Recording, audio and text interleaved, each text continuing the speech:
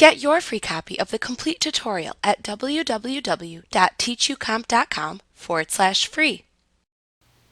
You can click the small plus sign next to the Universes folder under the Create New Connection folder in the Database Expert dialog box to create a data connection to a selected universe on a Business Objects Enterprise server.